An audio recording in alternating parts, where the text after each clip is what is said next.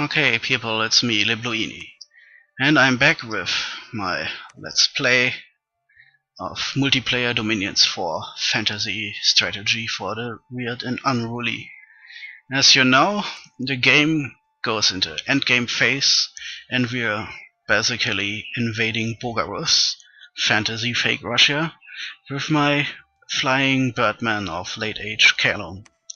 And I'm, as you can see with the red arrows everywhere, I'm massively preparing / attacking, launching multiple attacks across multiple provinces, and my ally Gav, a nation of Jewish giants, is with me in this.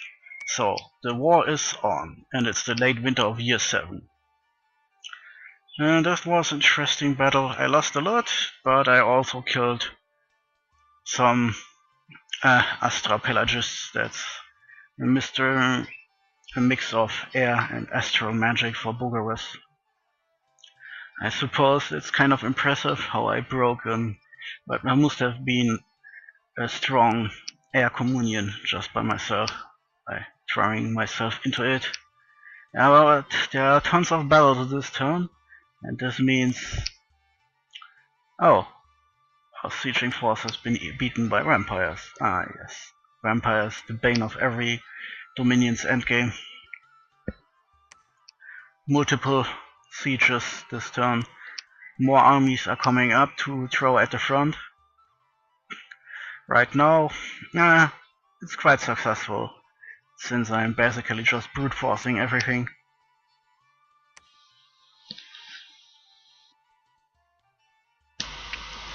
And here we see a golem basically annihilating my entire army. Ah, yes, my friend Bogarus Super Golem. Bogarus did some fancy things with summoning and equipping a golem.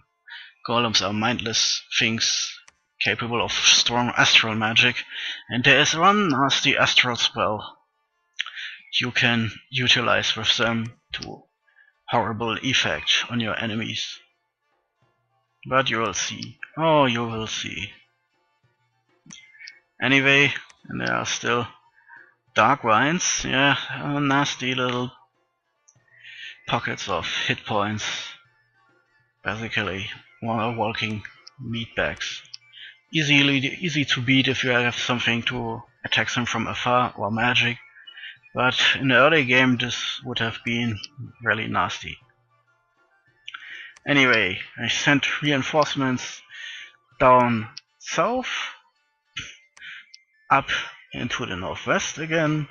This is mostly a feint, at least I thought so at the time, while my main armies are attacking a bit more to the north. Now this is kind of funny, those units are basically toast. My Raven Lords can't take them without losing their sneakiness, and alone they will be easily cleared by whatever gets to them first.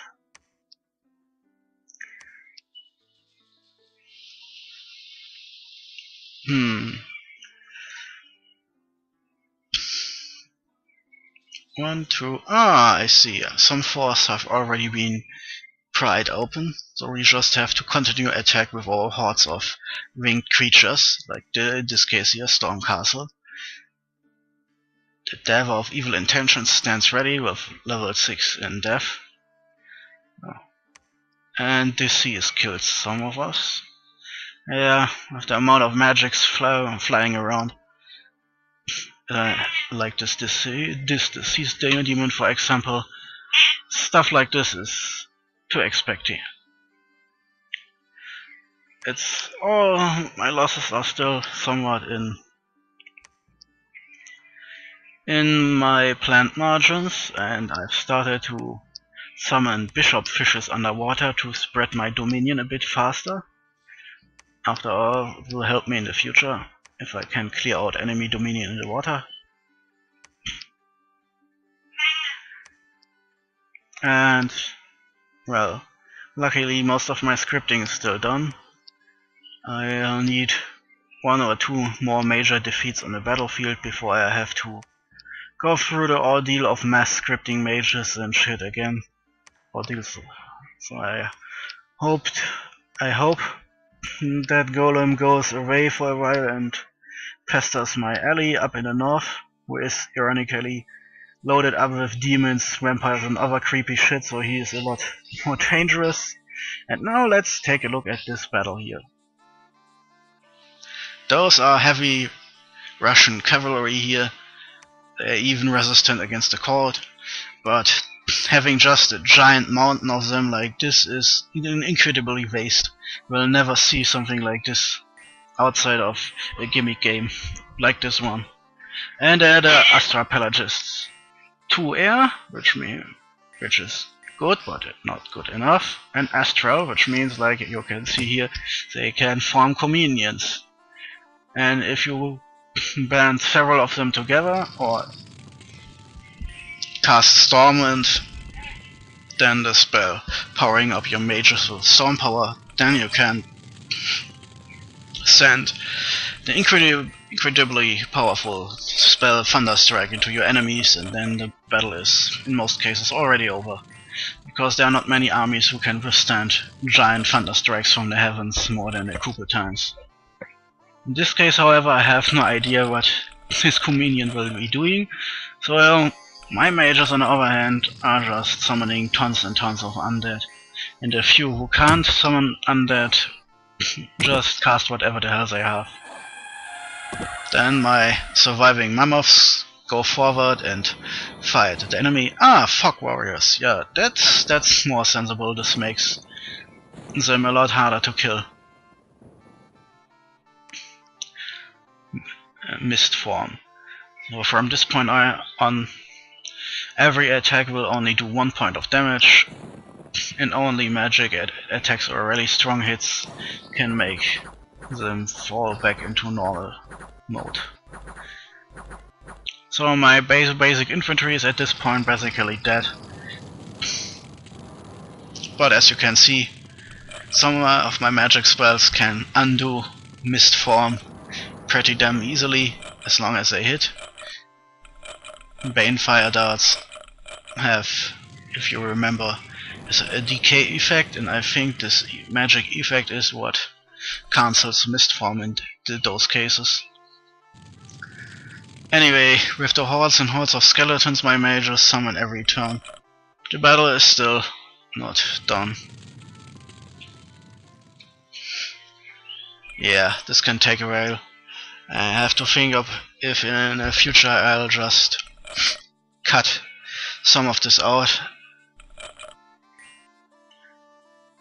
or not.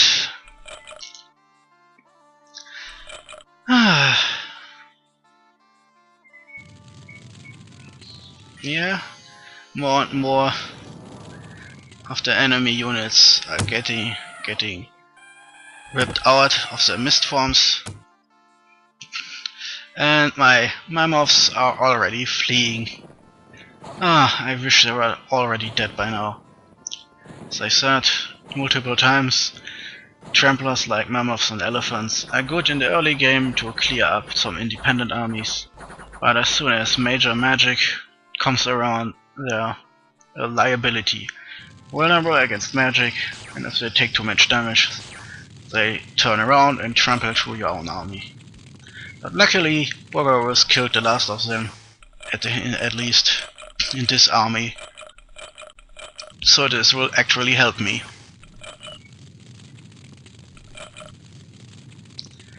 Now the funny part starts, because there are just so goddamn many of them.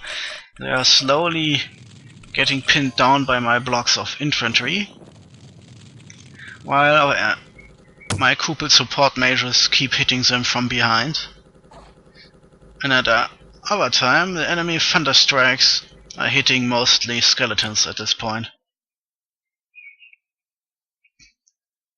And of course, the more Bane fire darts go down, the more enemy units will start decaying until they're not dead. And as you just saw, sometimes thunderstrikes go down in between your own units if they're too close in melee with the enemy. So what you now see is basically one giant melee battle, with cavalry trying to force their way through my packed lines of storm guards and skeletons and those other guys with shields.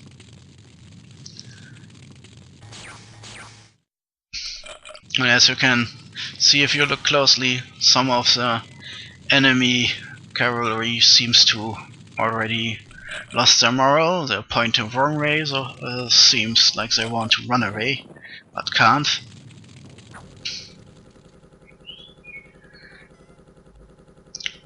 Luckily, in this case, it's good that I have so many storm guards. In a normal game I would have Tempest Warriors, who have a first strike bonus, which is good against a lot of things, but in a magic heavy battle like this one, it's kind of a liability. On the other hand, in a normal game there wouldn't be those stupidly huge masses of extremely expensive units on the battlefield either. So it's kind of a wash. In a normal game I would have Tempest Warriors who are easier to kill, but have lances and a strike bonus. And since they can fly and a strike bonus is dependent on how far you moved before you attack the enemy, it's basically good for routing an entire army in one fell swoop. And in normal games there wouldn't be huge expensive units to bog down your Tempest Warriors and then easily kill them after they survive the first strike. So instead we have, in these expensive games, expensive units in masses on both sides. And as you can see, both armies slowly grind each other down. The one thing, however, helping us is the decay effect, which wreaks havoc with all those units I've hit with magic. And it looks like Bogarus' army has run through their script and now casts whatever they can reach for. While Enslaved Mind is worrying, most of the other spells are garbage. So, and this went on for far too long and ended with half the enemy army dying, most of my army dying, but then apparently everyone ran away and we still won. And since we still have all those death mages, we can basically reform the new army instantly. So as long as the next enemy attack isn't too large, we can still beat them off. And yeah, not many army chef units left. That was a Pyrrhic victory.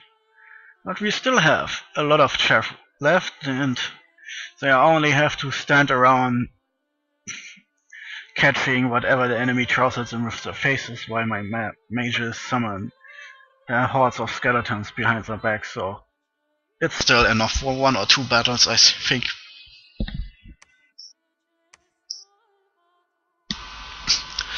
So,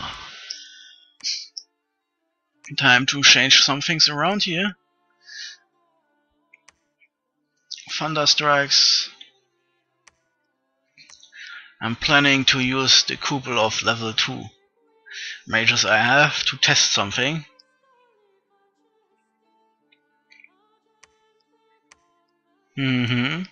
Yeah. And more of this crap. I think next video I have to start cutting again. I ordered my leftover videos without commentary a bit, and I've noticed while most are kind of okay, because I got creative with recording and there isn't that much empty airtime where you see me scripting the same things over and over again. But the next turn isn't like that. I have 2 recordings, 20+ minutes each, and this means the next turn will be 40 minutes. That's a bit much, so I'll try to cut it down again. Hopefully what is left over after my cutting around will make sense. Ah yes, that was the vampires. Ah, too bad. That little reinforcement army is dead. There are some easy victories, and of course, a giant battle in Oberalchin. Well, let's go and look at those other battles. Here are some of Bogarus, vampires, strong death and blood mages surrounded by flying vampires who can do tons of creepy shit. And of course, all vampires are immortal. So you kill them in enemy dominion, then they'll just revive back in the enemy's capital. So basically, even if we win, we lose really. And then the enemy vampires start hacking their way through my normal units. And since this army is small and basically meant as a reinforcement, the few mages we have can't do jack shit. They do their best of course and summon some skeletons. But the only effect is that it will make the battle last slightly longer. And we have a horror here for some reason. As I now know, Gav has been seeding enemy units with horrors. You can cast Horror Seed at enemy provinces and enemy units inside can get infected. And if you later then kill them, the horror hiding inside of them will manifest on the battlefield, which I think is what just happened. Apparently we actually killed an enemy vampire and this thing popped out. At least that's how I understand how this goes. And yeah, this little horde is a bit much for what our 5 mages can do. Especially since the vampire lords are strong enough to just keep on casting this stupid spell over and over again, while our little level 2 death mages are soon too tired to do anything, and then they'll sleep on the battlefield while hordes of skeletons and vampires overrun this little army. One good thing is when morale breaks, those units at the back can just fly away since they have wings. Most armies would have to run away on foot and in most cases overtaken by enemy vampires and shit. So the vampires seem to have some trouble actually destroying our army, but there are tons and tons of enemy skeletons slowly arriving. Yeah, I should deal with my cat, I know. Sadly, she really doesn't like it if I sit here talking in English the entire time. She wants that I deal with her, not with my video games. But this commentary is soon done, and then can go deal with her. Oh, it seems my army is destroyed. Well, that's this battle done for. And why is this still going? Sometimes Dominions is weird. Yeah, at this point I think we know what happened. And here a victory for us. Some chaff units died, but that was everything. And yeah, we should take a look at what this Golem did in Oberalchin, just so we know better. Yeah, this is just a basic army against some basic units, and normally this would have been easy, but then this Golem called, of course I have construction 8, used all this magic crap he has, and all those magic paths in Astral he has, and all those powers he carries around to cast the really nasty spell Master and Slave. A spell you get really late in your research, and which he does. What the spell does is simple. It attempts to enslave every single enemy unit and commander on the battlefield. And if your magic resistance doesn't hold out, then unit and commander will change sides. So what basically happened with this one spell, most of my army is now fighting for the other side, which now means that all those blocks of infantry and archers will now hack each other apart. And even if we were really lucky and killed all the traitors, there's no way there will be enough survivors left to win this battle. Especially since some of the mages inevitably will also change sides. Just not that many of them, since they tend to have higher magic resistance. But well, as you can see, this will be bad. Especially since my mages were hiding among the archers. So many of them will suddenly get stabbed in the back. And our archers will suddenly be hacked apart by the skeletons right next to them. That's incredibly chaotic and horrible defeat. So everyone kills everyone here.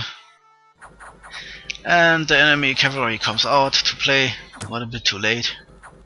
The funny thing is, since sides don't have labels, stuff like Master and Slave makes battles really confusing, since when enemies mix up in melee, you have no way to tell which one is on which side anymore. But I'm guessing the AI of one of those Bogarus units is targeting some of my units, so I guess some of them are still on the battlefield somewhere. But the battle is already over. The losses were too heavy. Yeah. Now only the enslaved units are left. And I can't even see this here. Shit. Well, to hit that golem, we will have to do something about that thing. I'm still halfway hoping that Garth will deal with it, but if not, then I guess I have to go to the drawing board and draft up an anti-golem plan. Luckily, our main armies are still mostly intact. That's too bad that I lost this giant mountain of chaff, but in a gimmick game I can recruit units faster than the golem can kill them. And the only thing hurting me are too many losses in mages. So let's hope with multiple attacks on multiple fronts I can keep taking Bogarus forts away and just advance on sheer bloody-mindedness until I find a way to eliminate that golem. Then the war will be basically over, because at that point nothing will be a threat anymore for me.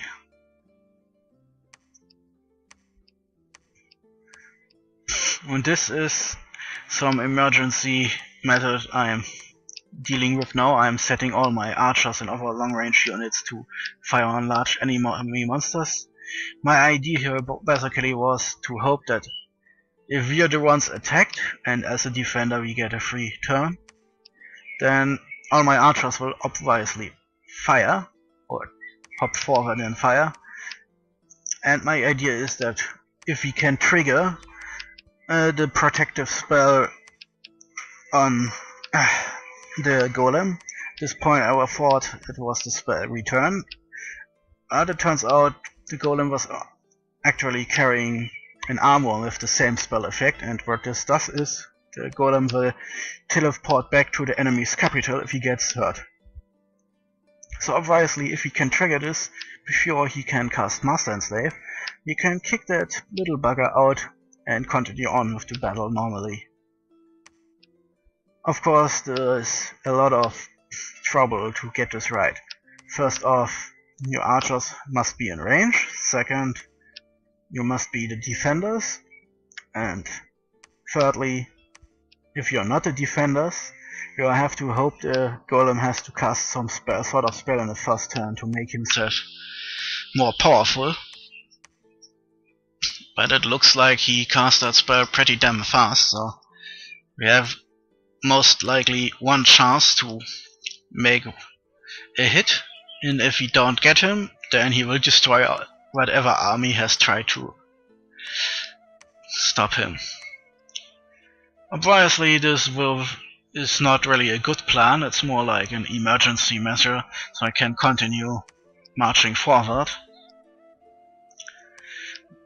What I'm instead trying to do is, I'm guessing there's anti-magic. I have already some astral mages. I'm guessing I have to deal with them and try to make some sort of anti-magic squad and put some mages capable of casting anti-magic on my armies and shuffle them around the map to my offensive armies and try to protect my armies a bit better while I'm trying to come up with something more definite. While anti-magic is good, it's also only a defensive measure, and I want to destroy that golem. But it's stuff for the future, like that other strong Golem demon you have seen with level 4 and fire. That one is part of my special idea, another experimental idea to deal with Bogarus vampires. But that's something for another turn. This turn is over and Diploini signs out. Later, people.